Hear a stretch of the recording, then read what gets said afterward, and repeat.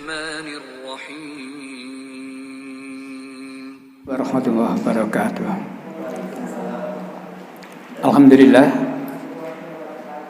Alhamdulillahi rabbil alamin arrahmanir rahim. Asyhadu an la ilaha illallah wahdahu la syarikalah wa asyhadu anna Muhammadan abduhu wa rasuluh. Allahumma shalli ala Muhammad wa ala Muhammad kama Allah ta'ala fil Qur'anil Karim. A'udzu billahi minasy syaithanir rajim. Ya ayyuhallazina amanu ittaqullaha haqqa tuqatih wa la tamutunna illa wa antum muslimun. Shadaqallahu adzim. Ibu-ibu serta bapak sekalian yang saya hormati dan yang senantiasa dirahmati Allah. Alhamdulillah, rahmat Allah senantiasa dilimpahkan kepada kita. Termasuk pada pagi hari ini kita masih dalam keadaan beragama Islam, dan oleh karena itu mari kita bersungguh-sungguh di dalam mempelajari, memahami, mengamalkan Islam ini, dan bahkan masih ada satu fase lagi untuk mendakwakan Islam di dalam kehidupan di masyarakat. Mudah-mudahan kita istiqomah di dalam keislaman kita dan bahkan tidak dimatikan oleh Allah kecuali dalam keadaan husnul khotimah. Amin. Shalawat dan salam semoga tetap tercurahkan pada junjungan kita Rasulullah Nabi Muhammad SAW dan seluruh pengikut-pengikutnya hingga akhir zaman nanti. Kita awali dengan baca basmalah. Bismillahirrahmanirrahim. Ibu-ibu serta bapak sekalian, seperti yang kita rencanakan pada Rabu kemarin, Rabu ini kita bicara tentang kitab suci. Bicara tentang kitab suci adalah kitab yang merupakan firman Allah yang diberikan kepada para nabi. Jadi kitab suci itu firman Allah. Peraturan-peraturan yang diberikan, yang dibuat oleh Allah, diberikan kepada nabi-nabi utusannya itu untuk diajarkan kepada masyarakat dan untuk dilaksanakan di dalam kehidupannya. Iya. Nah, kitab suci ada bermacam-macam. Ya. Ada kitab suci yang merupakan wahyu dari Allah. Jadi kitab suci itu ada yang merupakan wahyu dari Allah. Itu yang diistilahkan kitab suci agama samawi. Jadi agama samawi biasanya dikelompokkan Yahudi, Nasrani, Islam. Jadi agama samawi itu biasanya kelompoknya Yahudi, Nasrani, Islam. Nah ini punya kitab suci. Kitab sucinya dari Allah, yakni Taurat, Injil, dan Al-Quran. Yang kedua, kitab suci tapi bukan firman Allah. Yang kedua adalah kitab suci tapi bukan firman Allah. Nah kalau bukan firman Allah apa? Merupakan kumpulan dan pengajaran dari pemimpin-pemimpin atau dari pendiri agama masing-masing. Ini biasanya kitab sucinya agama tabi'i. Agama tabi'i adalah agama yang didirikan, dibentuk begitu lantaran tabiat, keinginan manusia. Ya, tabi'i. Kalau tadi samawi, langit. Ya, agama tabi'i, misalkan saja, atau yang terang agama tabi'i itu tidak punya nabi. Ya. Jadi kalau agama samawi punya nabi. Nah kepada nabi-nabi utusan Allah inilah Allah memberi kitab. Agama tabi'i tidak punya nabi. Sehingga kalau mereka itu punya kitab suci, ya kitab sucinya bukan firman Allah, karangan, tulisan pengikut-pengikutnya itu sendiri, dan kebanyakan itu hanya kumpulan pengajaran dari pemimpin-pemimpin agama atau pendiri-pendiri agama itu sendiri. Misalkan saja ada agama Buddha. Agama Buddha punya nabi bukan? Tidak punya. Agama Hindu tidak punya nabi. Agama Konghucu tidak punya nabi. Tapi mereka kok punya kitab suci? Ya, kitab suci agama-agama yang sebut tadi itu bukan kitab suci dari Allah. Ya. Jadi kalau kita berbicara tentang kitab suci itu persyaratannya firman Allah diberikan kepada nabi utusannya itu untuk diajarkan, untuk diamalkan pada masa. Baik. Tapi ada lagi jenis lain. Nah, ini yang biasanya tidak disebutkan Ibu Bapak. Kalau tadi kitab suci dari Allah, yang satu kitab suci hanya buatan atau karangan manusia saja. Yang ketiga ini kitab suci semula dari Allah. Tapi dalam perjalanan sudah bercampur dengan ajaran manusia. Ini yang jarang disebutkan. Dan kenyataannya ini yang terjadi di agama Kristen. Semula kitab sucinya orang Kristen itu dari Allah. Baik itu Taurat, baik itu Injil, semula dari Allah. Tetapi dalam perjalanan Taurat dan Injil yang sudah dijadikan satu namanya Alkitab ini tidak lagi 100% wahyu Allah.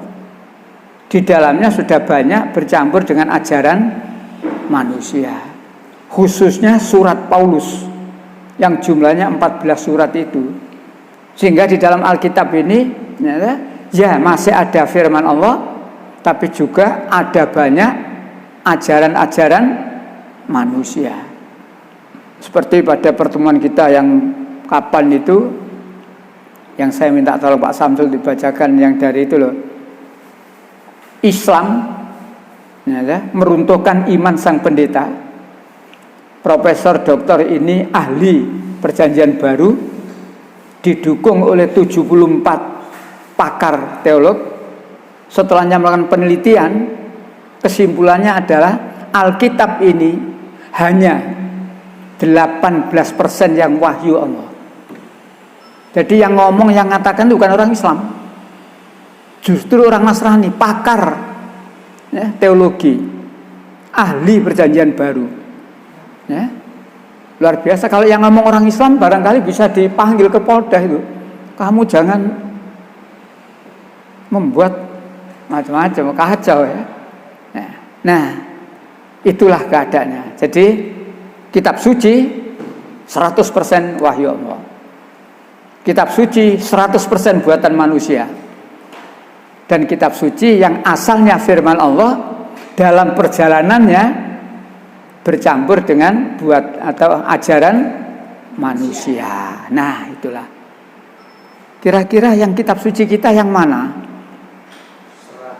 100% wahyu Allah. Ibu Bapak. Kemudian kalau kita bicara kitab suci, dari kitab suci yang saya sebutkan tadi, keistimewaan Al-Quran yang Ibu Bapak katakan adalah 100% firman Allah. Keistimewaan Al-Quran dibanding yang lain nopo?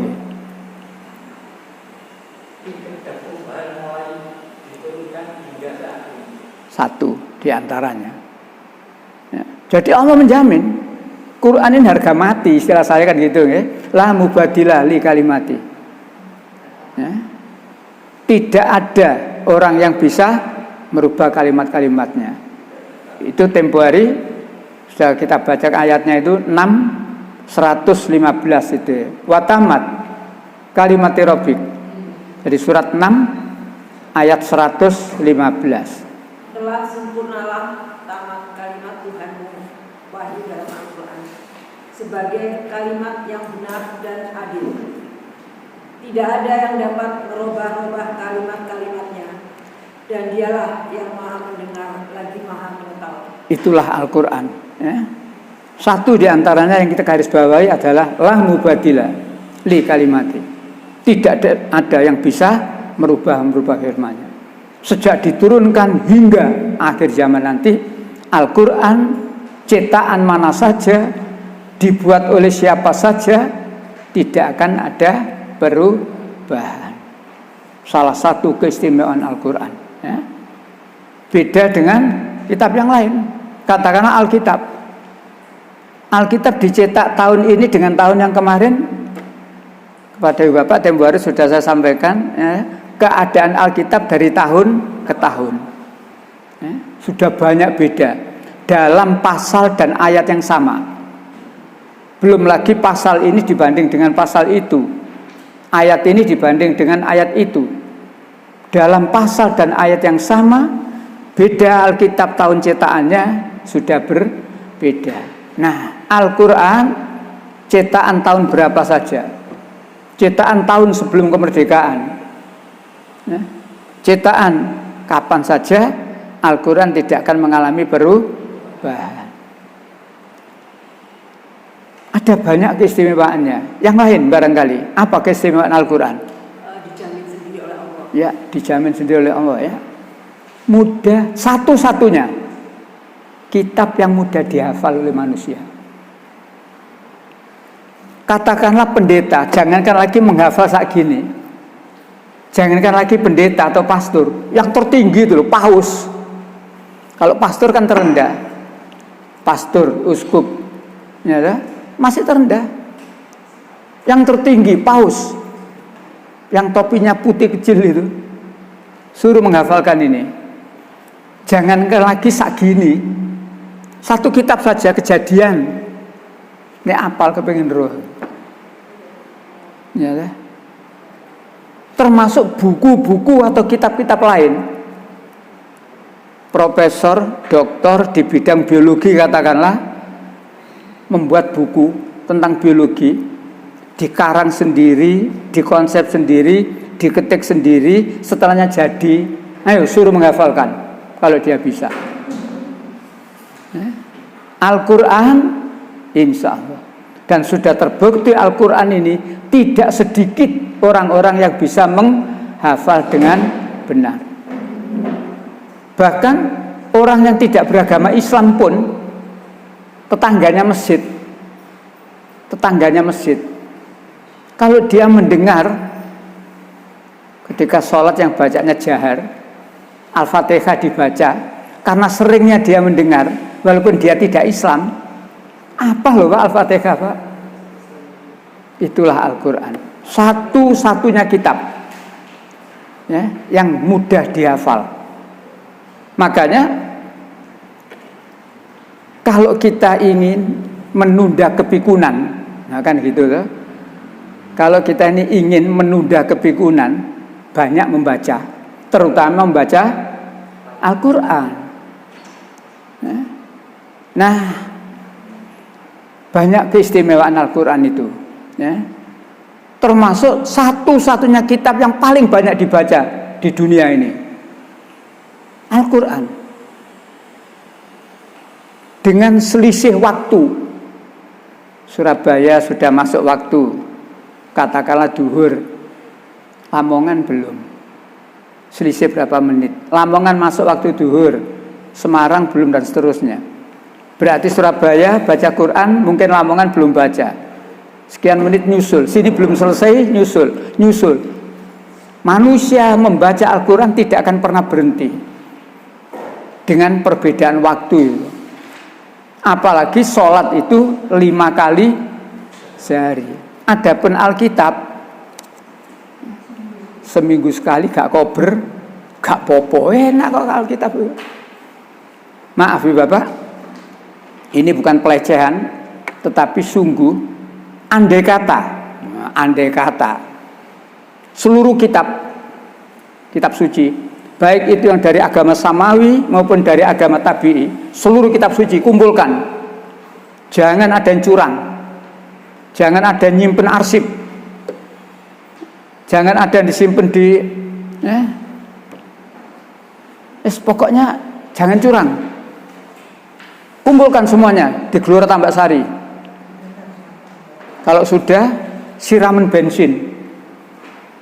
Kalau sudah, diobong, entek.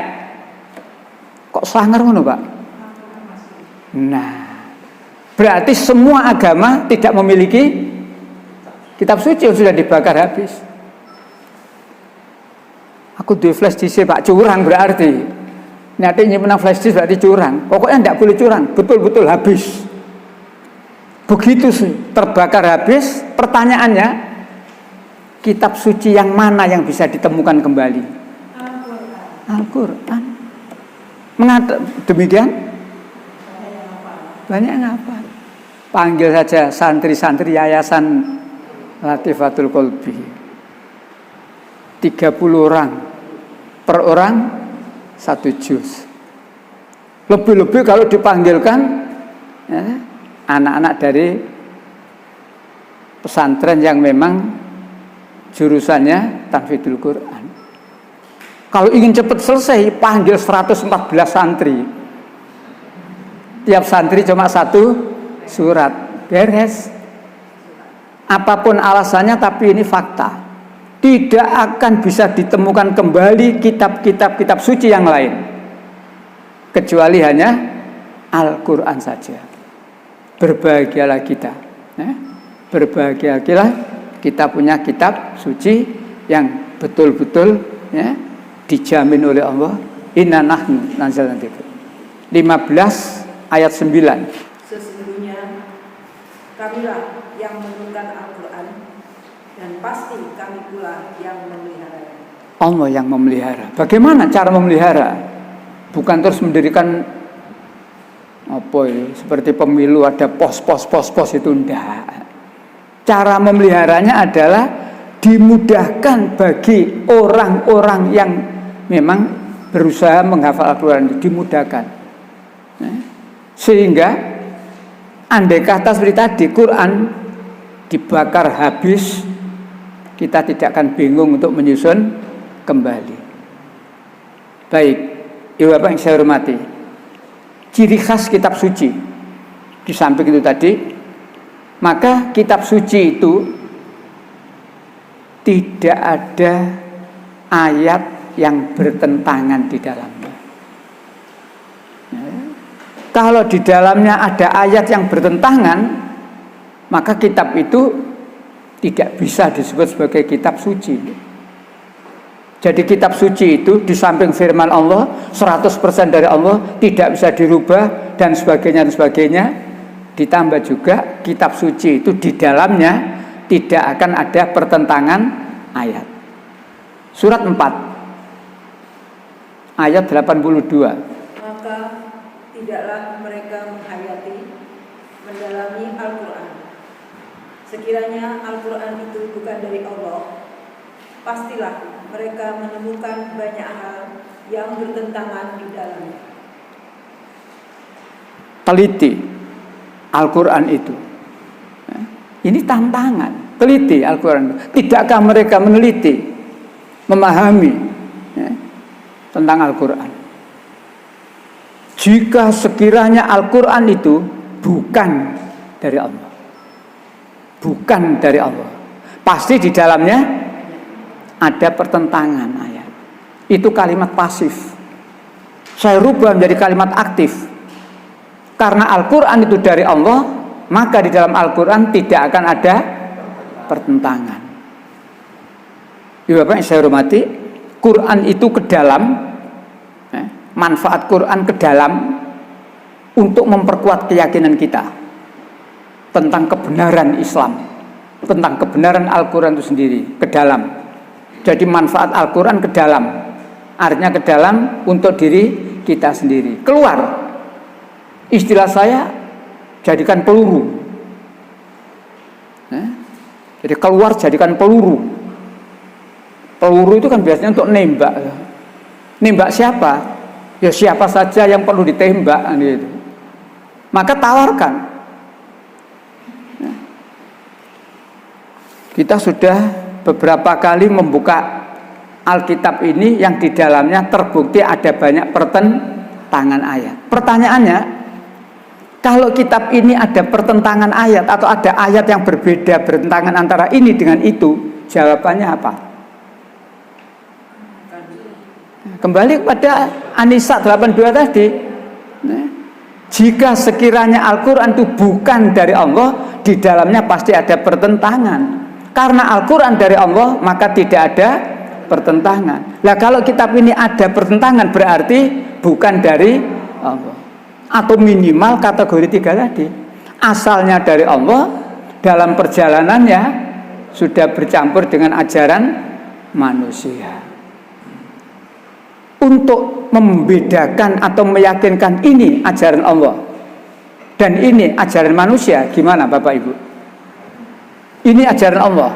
Jadi ketika penjenengan membaca Alkitab, ditunjukkan beberapa ayat Alkitab, lalu ditanya, itu firman Allah atau ajaran manusia? Untuk mengatakan itu firman Allah atau itu ajaran manusia, standarnya adalah Al-Quran. Artinya ayat-ayat Alkitab yang isinya sama dengan Al-Quran, itulah firman Allah yang masih asli. Alasannya, tidak mungkin Allah itu berkata kepada Nabi Isa dengan kepada Nabi Muhammad beda, tidak mungkin. Jadi Alkitab yang isinya sama dengan Al-Quran, itulah firman Allah yang asli. Contoh, di dalam Alkitab masih banyak tentang ketauhidan, baik perjanjian lama maupun perjanjian baru. Tauhid masih banyak di sini. Tempo hari kan sudah saya bagikan itu ya. Termasuk Yesus sendiri ngomong kepada kaumnya itu. Nah, ayat-ayat seperti itulah jelas bahwa itu adalah firman Allah karena sama dengan Al-Quran. Tapi ketika kita membaca tentang Trinitas, tentang Yesus adalah anak Allah, tentang Yesus adalah Tuhan, jelas itu bukan firman Allah. Jadi untuk mengukur apakah ayat Alkitab itu firman Allah atau bukan, ukurannya adalah Al-Quran. Jangan Al-Quran yang diukur dengan Alkitab, tetapi Alkitab harus diukur dengan Al-Quran. Di sini barangkali orang Nasrani gak nerima no. Enak dhewe ae. Nah, oleh karena itu, ayo ketika kita mendapatkan selebaran atau mendapat buku atau mendapat apa saja dari mana saja atau mendengarkan omongan dari mana saja, ini gak cocok dengan Quran, jangan dipercaya. Kalau tidak salah, Pak Menak ngomong kalau tidak salah itu ya, semua agama itu alamin. Maka akad kemarin saya waktu di Mujahidin Subuh itu saya bilang, bandingkan dengan ayat Al-Quran. Burine ono alamine, tapi sebelum alamin itu ada kalimat rahmatan lil. Agama yang lain cari ada enggak kalimat itu. Kalau Pak Menak ngomong agama-agama yang lain adalah alamin, tapi bandingkan dengan Islam, wa ma arsalnaka illa rahmatan lil alamin. Beda loh. Walaupun dulu juga pernah ada orang Islam yang ngomong semua agama itu sama, surga itu menjadi milik semua umat rusaknya Islam itu ya dari mulutnya orang Islam begini-begini nih. Inilah rusaknya Islam. Maka harus kita waspadai. Selama ucapan itu tidak sesuai dengan Al-Quran, jangan diterima. Walaupun dia adalah ustadz, menteri agama bisa. Ini gak cocok Al-Quran. Ya contohnya gampang itu. Semua agama benar, semua agama sama. Padahal Al-Quran jelas, inna dina indahul Islam. Sesungguhnya agama di sisi Allah hanyalah Islam. Mereka membuat kelompok Islam, kelompok kanan. Dan Islam kelompok kanan ini yang ditengarai suka melakukan radikalisme. Di antaranya adalah FPI, GNPF MUI, alumni 212, Tiga kelompok ini dikategorikan Islam kelompok kanan, dan ini yang suka melakukan radikalisme. Ucapan begini ini walaupun itu dari penguasa, tidak usah dipercaya. Ya. Mengatakan ada Islam kelompok kanan, kelompok kiri itu sudah kelakuannya tidak beres. Berarti dia memecah belah Islam. Islam itu satu, tidak pakai kelompok kiri, tidak pakai kelompok kanan. Islam itu satu, Islam itu. Tapi inilah keadaan, Bapak. Ya. Mereka sengaja membuat Islam ini tidak bersatu. Padahal kitab suci kita jelas. Kitab suci kita jelas menyuruh kita menjadi satu dalam satu agama Islam. Menyuruh kita menjadi satu. Jangan berpecah belah. Kalau tempo hari saya pernah menyampaikan pertanyaan, mengapa orang Islam mundur dan mengapa orang Kristen maju? Jawabannya adalah karena mereka meninggalkan kitab suci mereka. Umat Islam meninggalkan kitab sucinya, Al-Quran, mundur. Kalau umat Islam sudah tidak berpegang pada Al-Quran, berpegang pada apa kita? Primbon, klenik, nasihat nenek moyang, mundur. Orang Nasrani meninggalkan kitab sucinya, maju. Loh, kok bisa begitu? Iya, karena kitab ini justru satu diantaranya melarang dia kaya. Satu diantaranya, kalau kamu kaya tidak akan bisa masuk. Kan itu ayat. Yesus berkata itu, ya, sangat sukar bagi orang yang beruang untuk bisa masuk kerajaan Allah. Lebih mudah seekor unta masuk melalui lubang jarum daripada orang yang kaya masuk ke dalam kerajaan surga. Ditinggal kitab ini supaya bisa masuk surga. Dan masih banyak lagi, Bapak. Baik, kitab suci. Kitab suci Alkitab saja yang miliknya orang Nasrani, Injil itu semula tidak hanya ini, tidak hanya 4. Dulu pernah saya bagikan Injil karangan Matius, Injil karangan Markus, Injil karangan Lukas, Injil karangan Yohanes. Fotokopinya dulu ingat saya sudah, ya, yang seperti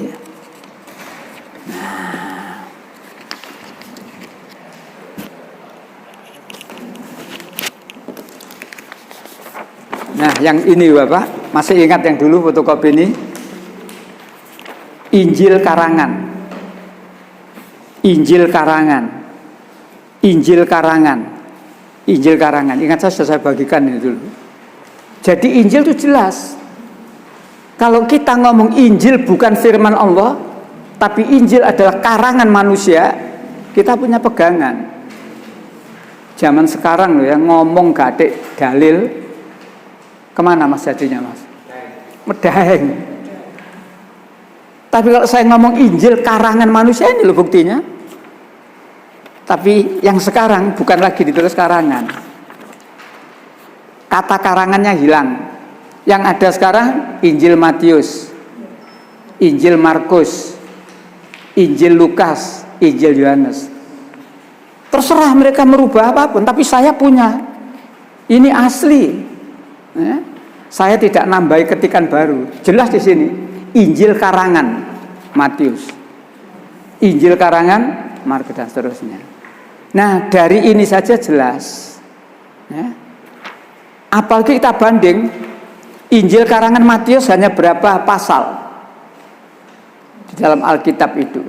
Injil karangan Markus berapa pasal di situ dan seterusnya. Bandingkan dengan Injil yang dilarang dibaca di kalangan Nasrani, Injil karangan Barnabas. Jadi Injil ini adalah Injil yang ditulis oleh Barnabas. Satu buku penuh. Ya. Injil Barnabas ini di situ saya fotokopikan sedikit tentang Barnabas, lembar yang terakhir. Nah, lembar ketiga itu sedikit tentang Injil Barnabas. Injil Barnabas itu ada 222 pasal. Jadi beda dengan Alkitab ini. Kalau Alkitab ini kan kitab Kejadian pasal berapa ayat berapa, atau Injil Matius pasal berapa. Barnabas bukan. Barnabas langsung, Barnabas pasal berapa ayat berapa. Karena satu kitab ini yang memang ditulis oleh Barnabas. Jadi sudah tidak pakai lagi Injil Barnabas, Injil yang lain enggak, ya sudah pasal berapa ayat berapa, lalu isinya tentang apa. Di lembaran itu hanya saya tulis beberapa hal saja, ya Bapak. Lembar ketiga ya. Injil Barnabas terdiri dari 222 pasal. Jadi bukunya seperti ini. Ini Injil Barnabas. Injil yang ditulis oleh Barnabas. Ini bukunya ya. Injil Barnabas terdiri dari 222 pasal. Termasuk Injil yang dilarang dipakai. Mengapa? Makanya di situ saya tambah tanda tanya. Mengapa dilarang pakai? Karena di dalam Injil Barnabas ini banyak yang tidak sesuai dengan Injil yang dipakai oleh orang-orang Nasrani pada umumnya. Banyak pertentangan dengan Injil Matius, Markus, Lukas, Yohanes. Dan sebaliknya Injil Barnabas ini justru banyak kesamaan dengan Al-Quran. Disitulah maka orang Nasrani sepakat Injil Barnabas dilarang untuk dibaca, dipelajari. Bahkan menyimpan saja, kalau ketahuan akan kena sanksi.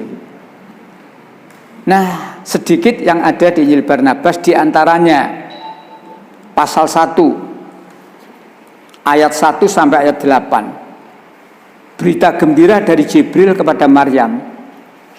Artinya ini sama dengan Quran. Ketika malaikat Jibril memberitahu kepada Maryam tentang kehamilannya Maryam, ternyata di sini diterangkan. Jadi dialog antara Maryam dengan malaikat Jibril itu sama terangkan. Nah, jadi banyak sekali kesamaannya. Oleh karena itu sekali lagi orang Kristen paling tidak suka, bahkan sampai melarang, gitu ya, melarang Injil Barnabas ini. Kemudian bawahnya itu ada berapa pasal? Pasal 2 ayat 10, pasal 4 ayat 6, pasal 10 ayat 6 sampai ayat 8, pasal 21 ayat 19 sampai 21, pasal 26 ayat 15. Seluruh pasal-pasal itu menerangkan bahwa Yesus diutus menjadi nabi, menjadi rasul hanya untuk Bani Israel saja. Ya, nah, ini ada yang sama dengan Alkitab yang pada umumnya yang kemarin kita bahas itu, Matius pasal 10 atau juga pasal 15-24. Yesus berkata, aku diutus hanya kepada Bani Israel. Sama. Tetapi kemudian di Alkitab itu sendiri lalu ada perubahan. Pergilah kamu ke segala bangsa, jadikan ia muridku. Pergilah ke seluruh dunia, beritakanlah Injil kepada segala makhluk. Jadi dari Alkitab yang ada itu saja sudah ada pertentangan tentang kepada siapa Yesus diutus. Tapi di Injil Barnabas jelas, tidak ada pertentangan. Semua ayat yang saya tulis di situ, ada pasal 2, ayat 10, pasal 4 dan seterusnya, semua menerangkan Yesus diutus menjadi nabi atau menjadi rasul hanya untuk Bani Israel saja. Ya Bapak yang saya hormati, banyak hal. Memang Injil Barnabas ini kalau dibaca oleh orang Kristen gregetno, mangkelin nemen. Kenapa? Gak enak. Kalau di sini kan ada yang mewajibkan, tapi ada yang kemudian tidak mewajibkan. Contohnya sunat. Sunat di Alkitab ini wajib. Inilah perjanjianku Ibrahim dengan seluruh anak keturunanmu. Perjanjian Allah dengan Ibrahim dan anak keturunannya. Semua laki-laki harus disunat, yakni dikerat kulit katanya. Sanksinya diterangkan. Tapi di belakang ajarannya Paulus tidak sunat, tidak apa-apa. Sunat adalah hal baru. Kalau kamu sunat, Yesus tidak berguna bagimu. Bingung kali ini. Tapi kalau ini lain lagi. Di sini ngomong tentang sunat, pasal 22 ayat 2. Nah, di lembaran itu Bapak. Nah, pasal 22 ayat 2. Orang yang tidak sunat lebih jelek daripada anjing. Di sini. Makanya orang Kristen itu paling gak seneng sama Barnabas sampai dilarang itu, karena ya itu isinya. Padahal di sini sudah ada juga di Alkitab ini. Setiap laki-laki yang tidak disunat, tidak dikerat kulit katanya, akan dibinasakan dari bangsanya, berarti dibunuh. Laki-laki nggak sunat berarti dibunuh. Ancamannya begitu. Dan pada saat itu Ibrahim, Ismail, dan orang laki-laki yang ada waktu itu, semua laki-laki waktu itu semuanya disunat. Jadi betul-betul melaksanakan perintah itu. Tapi sampai kepada ajaran Paulus, yaitu tadi, nggak sunat, nggak popo dan seterusnya. Baik. Ayat 11, jadi masih pasal 22, kalau tadi ayat 2, orang yang tidak sunat lebih jelek dari anjing. Adapun ayat 11 sampai 13, orang yang tidak sunat seperti serigala, seperti beruang, seperti singa. Jadi yang saya tulis di sini ini ya, hanya cuplian beberapa beberapa pasal dari Injil Barnabas, termasuk korban Ismail. Ya, di bawahnya itu tidak sunat neraka. Ya, tidak sunat neraka.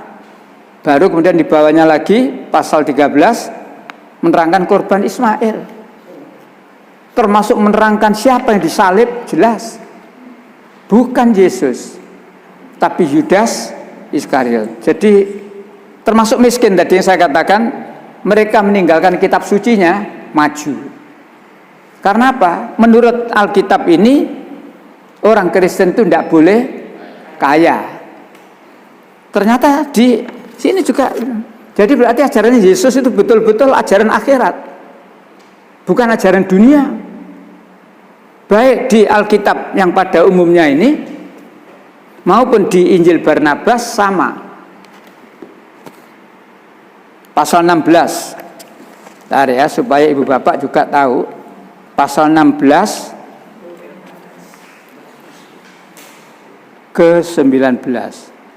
Pasal ke 10. Jadi ini pasal-pasal. Ke 17. Pasal ke-16 yang menyatakan harus miskin itu.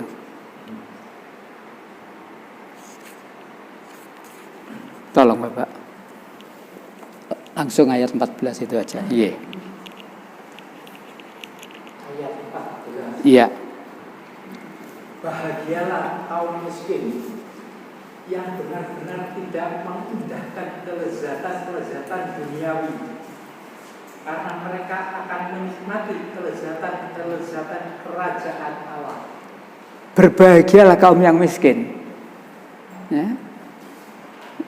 Jadi di kitab yang ini jelas Yesus berkata, ya, sukar bagi orang yang kaya bisa masuk kerajaan surga. Jadi kerajaan surga itu hanya ditempati, kelezatan surga itu hanya dinikmati oleh kaum miskin, ditinggal oleh orang Nasrani. Makanya saya katakan, mengapa orang Kristen maju? Karena mereka meninggalkan Alkitabnya. Mengapa orang Islam mundur? Karena orang Islam meninggalkan Al-Quran. Sama-sama meninggalkan kitab suci, tapi jadinya beda. Orang Islam meninggalkan kitab sucinya menjadi mundur. Bukti, ngapunten. Orang Islam meninggalkan kitab sucinya.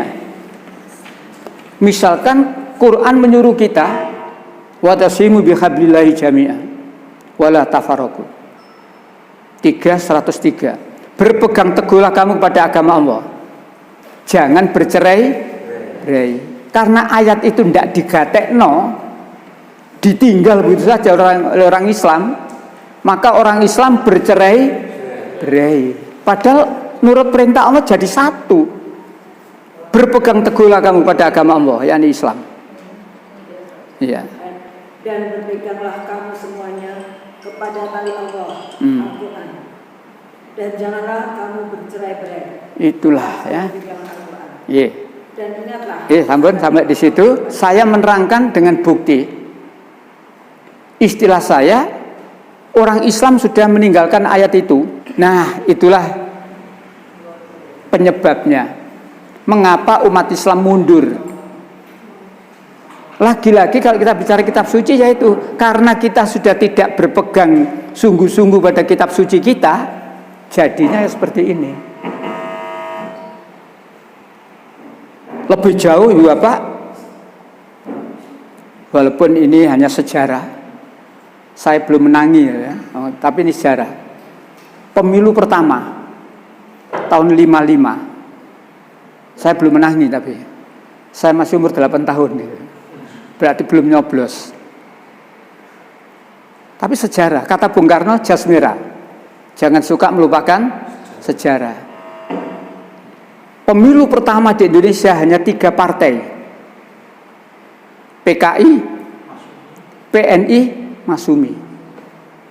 Umat Islam jadi satu, Masumi, Majelis Syuro Muslimin Indonesia. Menang toh?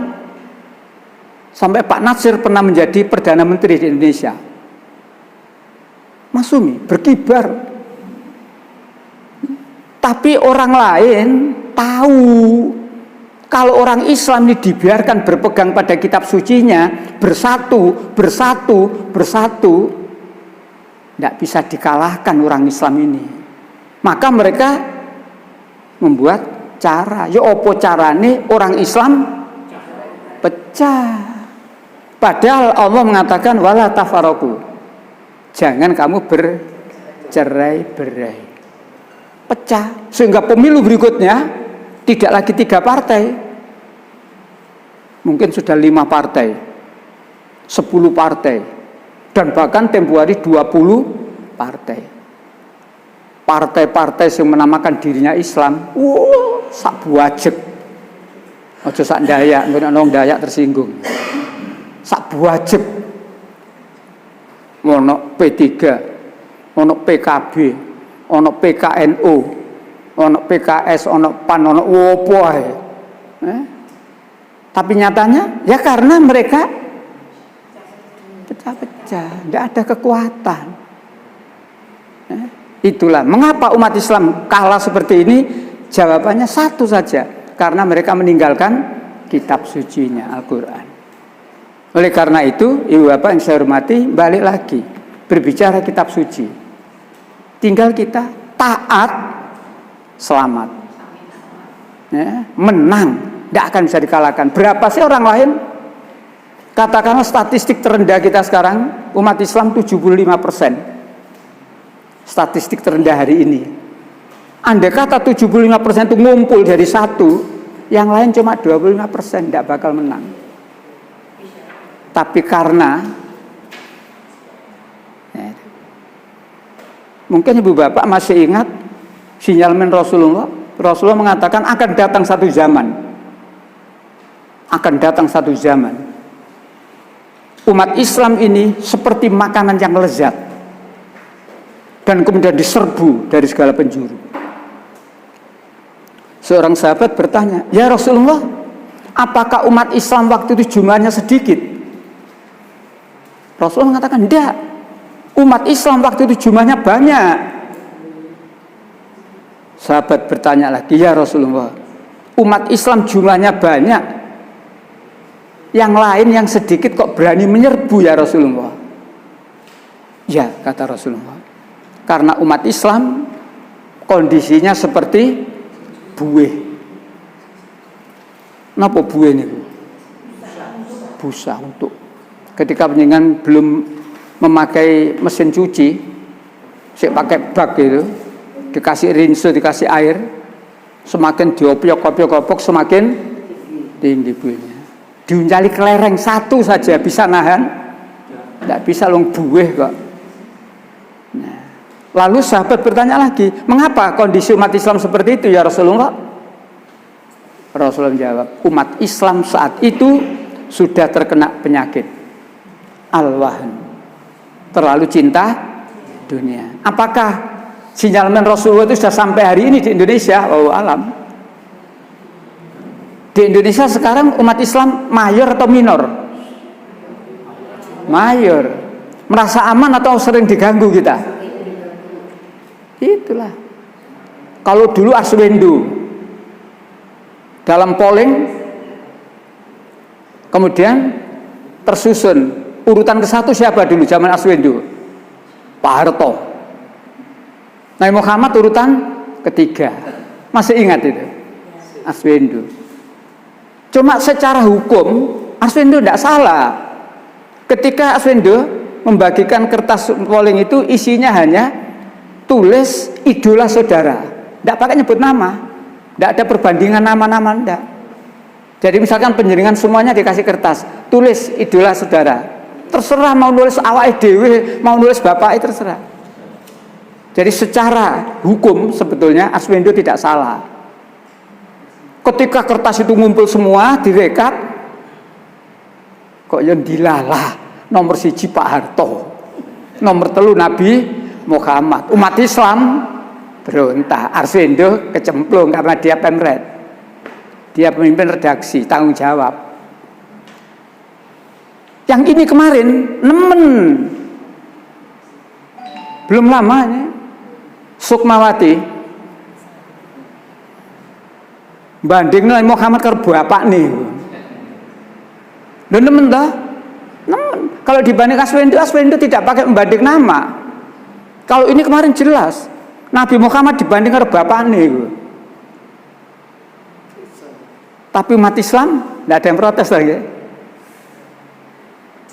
Sudah terkena penyakit al-wahn. Amin nggak protes, hilang kursimu. Mikir. Padahal itu gak enak. Nabi Muhammad dibanding bapak ini gak tepat belas es.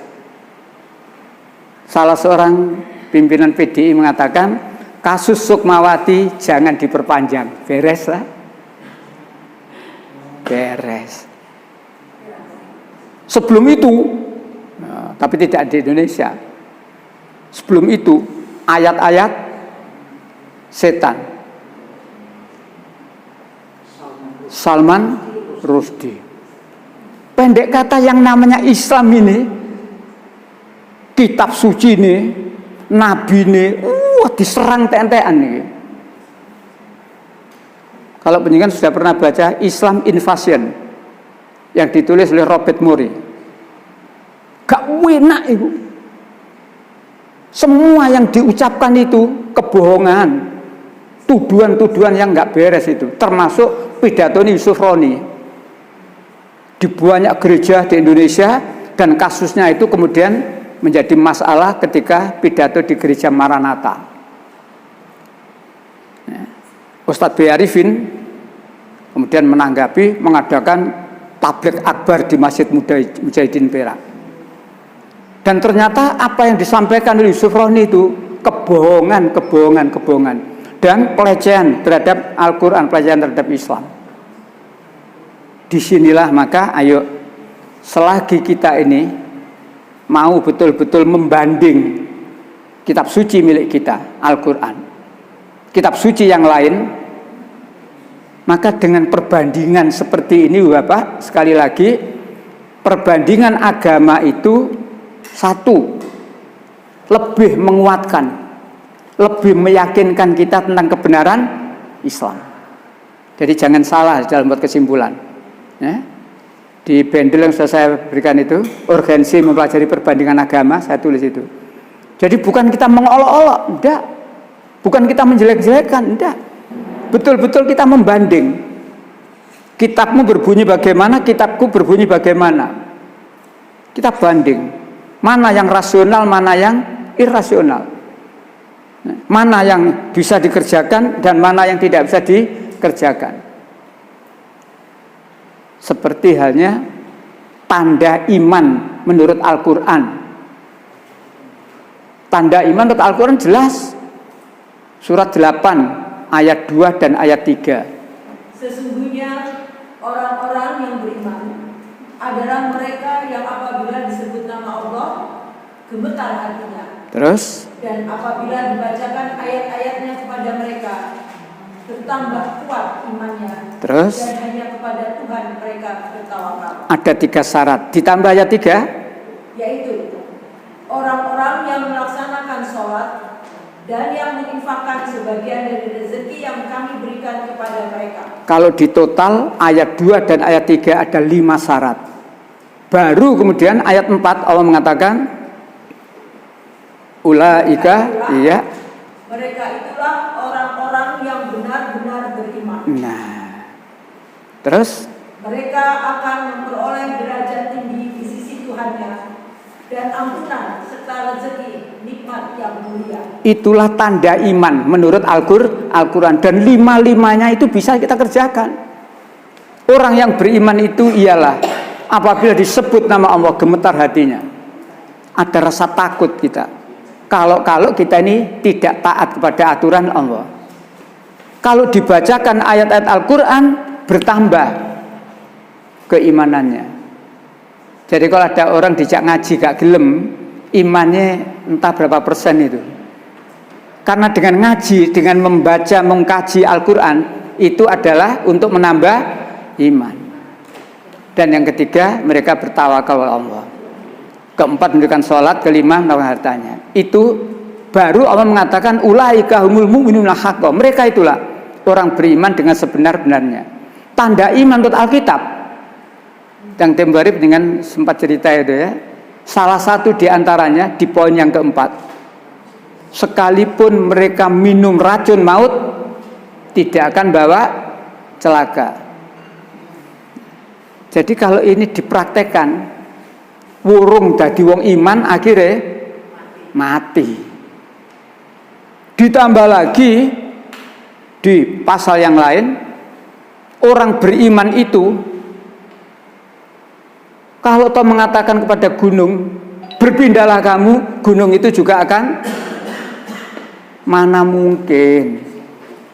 Jangankan lagi orang Kristen sing istilah saya tembre itu ya. Kelas yang paling tinggi saja suruh berkata, kalau dia mengaku beriman betul, wahai gunung, pindahlah engkau. Nek iso kepengin roh. Inilah perbandingan. Jadi dengan perbandingan Al-Quran dengan kitab suci yang lain, menambah mantepnya ya, keyakinan kita terhadap kebenaran agama kita. Belum lagi ayat-ayat yang lain. Nah, ibu bapak yang saya hormati, tentang Injil Barnabas, ada kisahnya ini ya. Kisahnya setelahnya Injil itu dilarang untuk dibaca, maka di sini diterangkan kisah ditemukannya Injil Barnabas.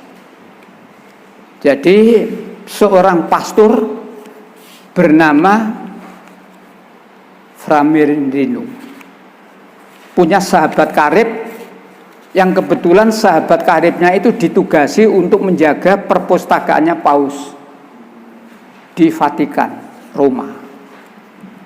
Kisahnya begitu. Jadi di sini diterangkan kisah didapatkannya Injil Barnabas di sini terangkan. Nah, karena kawan akrab Framirino dengan petugas yang dipercaya oleh Paus jaga perpus tadi, suatu ketika Paus sedang tertidur. Maka pastor Framirino ini ngomong pada temannya yang menjaga tadi untuk pinjem Injil Barnabas. Maka Injil dibawa keluar lalu disalin ke bahasa Itali. Kebetulan dia bangsa Italia. Yang kemudian sampai kepada Dr. Khalil itu, yang orang Arab itu, lalu diterjemahkan ke dalam bahasa Arab. Yang kemudian menyebar ke banyak negara, sehingga Injil Barnabas menyebar ke banyak negara. Tentu Paus kaget. Itulah sedikit diterangkan pada buku perbandingan agama ini tentang didapatkannya Injil Barnabas. Sehingga sekarang Injil Barnabas ini sudah ada di peredaran lagi. Sekarang ingat saya di toko juga ada Injil Barnabas, ada di toko. Jadi itulah ya Bapak. Dan sebetulnya yang dilarang bukan Injil Barnabas saja. Cuma tidak seperti Injil Barnabas. Yang lainnya cuma dilarang begitu saja, tidak suruh bakar dan sebagainya. Khusus Barnabas sampai begitu ajarannya, dilarang untuk. Jadi Injil yang lain yang sempat dibatalkan itu di sini terangkan. Injil-injil yang dibatalkan. Adapun Injil-injil yang dibatalkan diantaranya ialah 1. Injil Petrus, 2. Injil Kopti, 3. Injil Ibrani, 4. Barnabas, ya, maksud Barnabas itu, yang dikarang oleh Barnabas itu, dan surat-surat kiriman Barnabas. Tetapi yang lain tidak seperti Injil Barnabas. Yang lain cuma sekedar tidak boleh dipelajari. Tapi Injil Barnabas sampai ada ini, ya, semua Injil ditulis di masa Nabi, sampai ancamannya begitu. Yang masih ketahuan menyimpan akan kena sanksi. Tetapi balik lagi Bapak, barang benar itu suatu ketika pasti muncul, ya, pasti menang, ya. Walaupun dilarang, disembunyikan dan sebagainya, suatu ketika pasti akan muncul. Dan kita harus punya keyakinan, sebagaimana salah satu ayat Al-Quran, Ja'al haq wa zaqal batil, innal batila kana yahuqa. Katakan, yang hak pasti menang, yang batil pasti hancur. Sesungguhnya tiap-tiap yang batil pasti hancur. Ayat itu berikan motivasi kepada kita. Dari satu ayat di Al-Quran itu menjadi motivasi bagi kita, supaya kita ini tidak ada rasa takut di dalam menegakkan yang hak. Supaya kita tidak ada rasa takut di dalam memberantas kebatilan. Walaupun itu bersiko. Nah, ini beratnya kan di belakang ini. Walaupun itu bersiko. Dakwah amar ma'ruf, dakwah nahi mungkar itu kewajiban. Bukan kewajibannya ustadz saja, tapi kewajiban bagi kita semuanya. 3:104. Dan hendaklah di antara kamu ada segolongan orang yang menyeru kepada kebajikan, menyuruh berbuat yang ma'ruf dan mencegah dari yang mungkar. Dan mereka itulah orang-orang yang beruntung. Kalau kita ingin menjadi orang yang beruntung, itulah di antara jalan yang harus kita lalui. Itulah di antara perbuatan yang harus kita lakukan. Dakwah amar ma'ruf nahi mungkar. Baru Allah mengatakan wa ulaika humul muflihun. Mereka itulah, mereka siapa? Mereka itulah orang yang beruntung. Mereka siapa? Ya orang-orang yang beriman, yang mau dakwah. Bukan orang beriman yang duduk manis. Pokok aku gak melu-melu. Beriman saja baik dibanding dengan tidak beriman. Tapi beriman yang tidak beraktivitas, tidak membuahkan apa-apa, ya berbeda dengan orang beriman yang beraktivitas, yang menghasilkan apa-apa. Salah satunya yang dimaksud menghasilkan apa-apa adalah dakwah amar ma'ruf nahi mungkar. 31:17. Wahai anakku, laksanakanlah sholat dan suruhlah manusia berbuat yang ma'ruf, dan cegahlah mereka dari yang mungkar, dan bersabarlah terhadap apa yang menimpamu. Sesungguhnya Yang demikian itu termasuk perkara yang penting. Itulah nasihat Luqman kepada anaknya. Maka kita termasuk yang mendapat nasihat itu. Karena itu firman Allah. Satu, aqimis sholat, tegakkan sholat. Baru yang kedua, dakwah, amar ma'ruf, nahi mungkar. Dan yang terakhir, Allah mengatakan, wasbir ala ma asaba. Bersabarlah kamu terhadap apa-apa yang menimpamu. Maksudnya resiko. Orang mengatakan yang hak adalah hak, itu memang didengar nggak enak. Katakanlah Quran mengatakan selain Islam neraka, selain orang yang beriman, selain beragama Islam, besoknya mati neraka.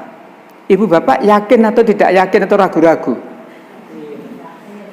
Tapi kalimat itu kalau penjenengan sampaikan di luar, orang yang tidak Islam mendengarkan kan rasanya kan nesu lah. Kayak swarga dhewe.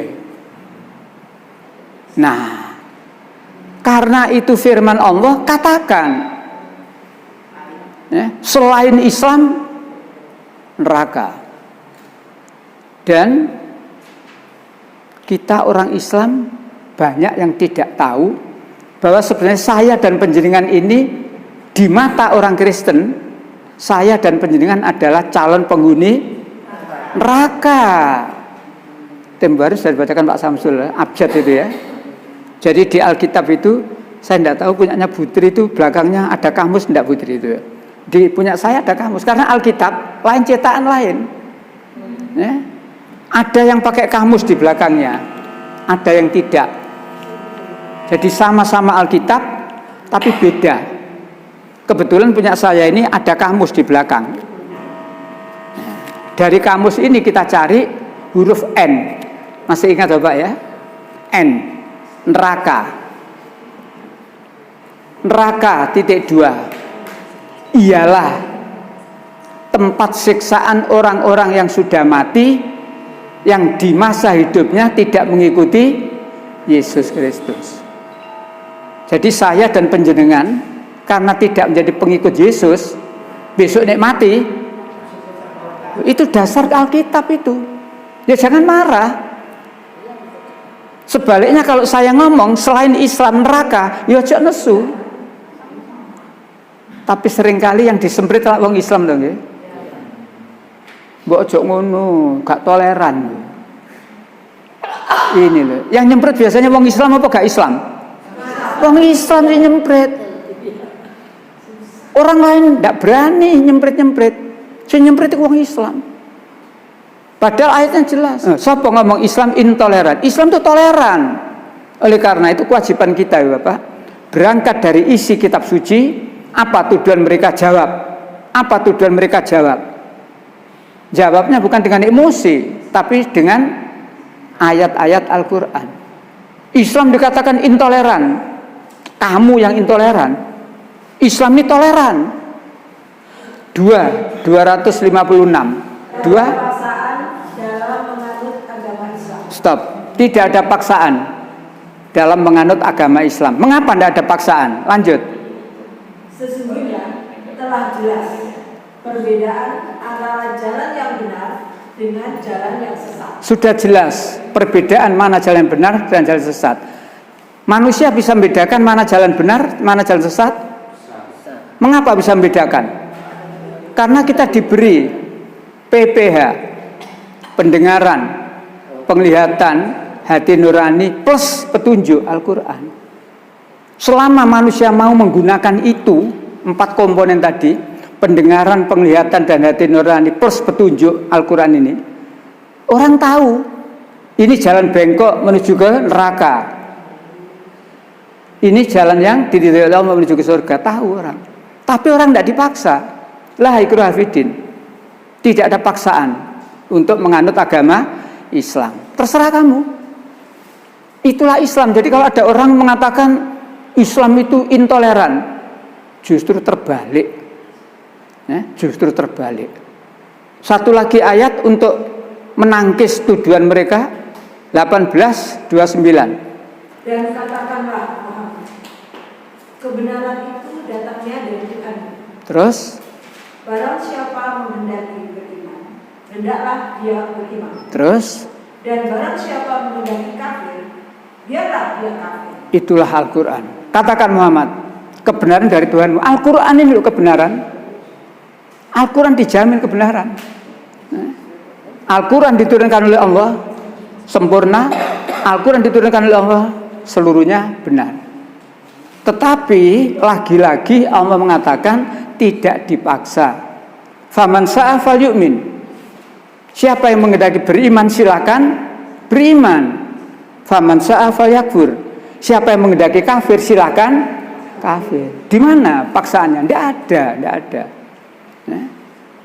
Mengapa kita diberi kebebasan memilih? Lagi-lagi balik kepada komponen yang 4 tadi. Kita diberi PPH, pendengaran, penglihatan, dan hati nurani, dan kita diberi petunjuk. Selama orang mau menggunakan itu, tidak bakal salah pilih. Tidak bakal salah pilih. Tetapi karena setan itu kuat menggoda duniawi tadi, sehingga orang kadang-kadang tahu benar tapi tidak mau mengikuti kebenaran. Oleh karena itu, dengan kita membandingkan kitab suci, antara kitab suci milik kita Al-Quran dengan kitab suci yang lain, kembali lagi tadi, satu harus lebih memperkuat keyakinan kita tentang kebenaran Islam, tentang kebenaran Al-Quran. Yang kedua, keluar, nah kita jadikan peluru. Jadi jangan sampai hanya untuk ke dalam tok. Pak, yang keluar biar orang lain, Pak, yang perlu. Orang-orang yang berani menyampaikan kebenaran keluar itu perlu. Atau dakwah itu perlu dan memang perintah. Kenapa? Masih banyak orang yang sampai hari ini belum beragama Islam. Pertanyaannya, mengapa masih banyak orang yang tidak beragama Islam? Belum mengerti. Atau lebih enteng, belum kenal. Yang ada di sininya cuma Islam itu teroris, Islam itu dan sebelumnya. Kewajiban kita kenalkan. Kata pepatah Indonesia, tak kenal tak sayang. Al-Quran, Islam kalau tidak dikenalkan, tidak akan tahu. Oleh karena itu, dengan kita tahu kewajiban kita tahu, maka ke dalam manfaatnya keluar seperti itu, walaupun berisiko. Baik, ya. Mudah-mudahan kajian kita yang sudah berjalan selama ini benar-benar membawa manfaat dan diridhoi oleh Allah Subhanahu wa taala. Kita akhiri dengan baca hamdalah. Alhamdulillahirabbil alamin. Subhanakallahumma wa bihamdika asyhadu an la ilaha illa anta astaghfiruka wa atubu ilaik. Assalamualaikum warahmatullahi wabarakatuh.